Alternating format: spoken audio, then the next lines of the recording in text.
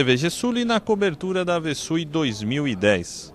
Nosso entrevistado agora é o professor Luiz Gustavo Corbellini, que é da Faculdade de Veterinária da Universidade Federal do Rio Grande do Sul e coordenador do Laboratório de Epidemiologia.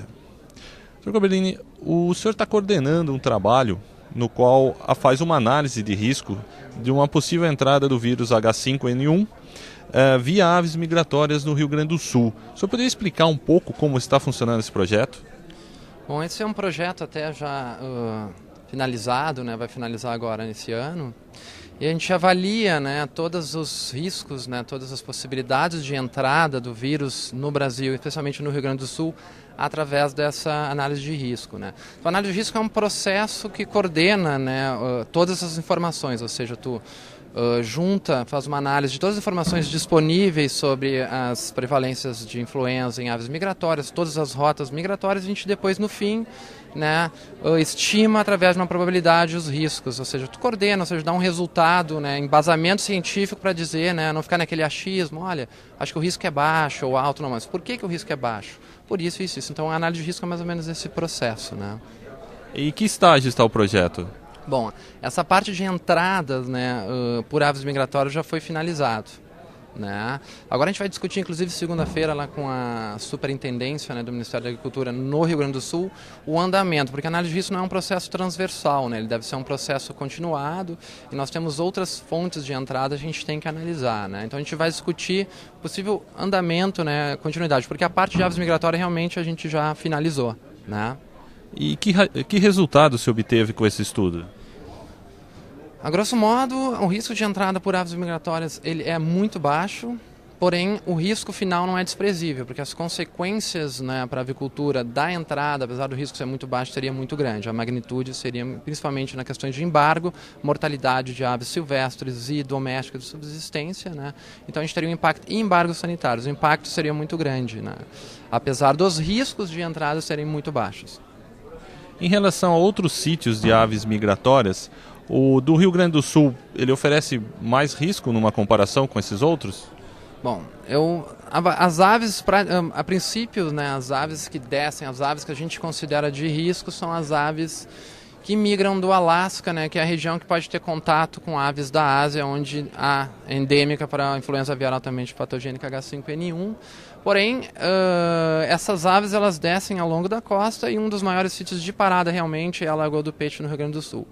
Não saberia dizer se tem um risco maior. Acontece que o Rio Grande do Sul, a Lagoa Costeira é uma área de muita presença muito grande de aves migratórias, é uma região, é um ecossistema propício e o Rio Grande do Sul é um estado que tem alta densidade de aves comerciais, né? Então o risco não ia diferenciar. O problema é que nós teríamos o risco, digamos, da entrada por aves seria similar em todo o Brasil, mas o Rio Grande do Sul teria uma consequência muito grande pela exposição por ser, né, um setor muito importante e ter uma alta densidade de aves. Há uma tendência no mundo dos casos de influenza aviária de alta patogenicidade aumentarem as quantidades de casos, surtos? Até a gente vai falar sobre isso. Realmente está aumentando, né? Os surtos de influenza aviária de alta patogenicidade, seja H5N1 ou H5 ou H7, eles estão aumentando no mundo. Acredita-se, especula-se pela questão da criação, aumento da densidade, né, seja da criação da avicultura industrial e também, digamos, da questão de essas criações de aves livres, né, essa, digamos, pecuária verde, né, então essa criação de aves soltas, especula-se que também aumenta as chances desses surtos, mas realmente eles estão aumentando, né, os surtos de influenza aviária altamente patogênica. E até quando o Brasil ficará livre da influenza aviária? Depende, né? Agora, depende muito das situações, né, digamos, ao redor, né? Por enquanto, há muitos casos de influenza aviária altamente patogênica e de baixa patogenicidade nos Estados Unidos, hemisfério norte, Estados Unidos, América Central e até no Chile já teve. A gente, por enquanto, não teve. Ou seja, a avicultura comercial, digamos, os frangos, a parte de corte, ela está bem controlada. Ou seja, se entrasse um foco, conseguiríamos deter, né, através das ações do Ministério. O problema maior que a gente vê são as criações, né, de subsistência que a gente realmente não sabe se está circulando, a gente não tem, digamos, informações, né, a respeito da prevalência, né, da doença nesse segmento aí. né? A princípio, eu acredito, de onde a gente se encontra agora, se houvesse um foco a gente ia conseguir controlar.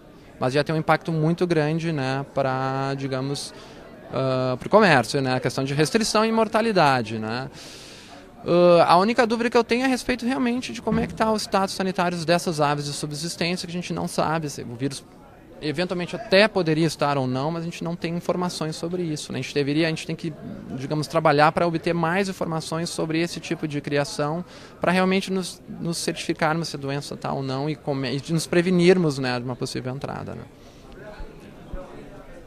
Nós conversamos com o Luiz Gustavo Corbellini, professor da Faculdade de Veterinária da Universidade Federal do Rio Grande do Sul e coordenador do Laboratório de Epidemiologia. TVG Sul, na cobertura da Vesui América Latina 2010.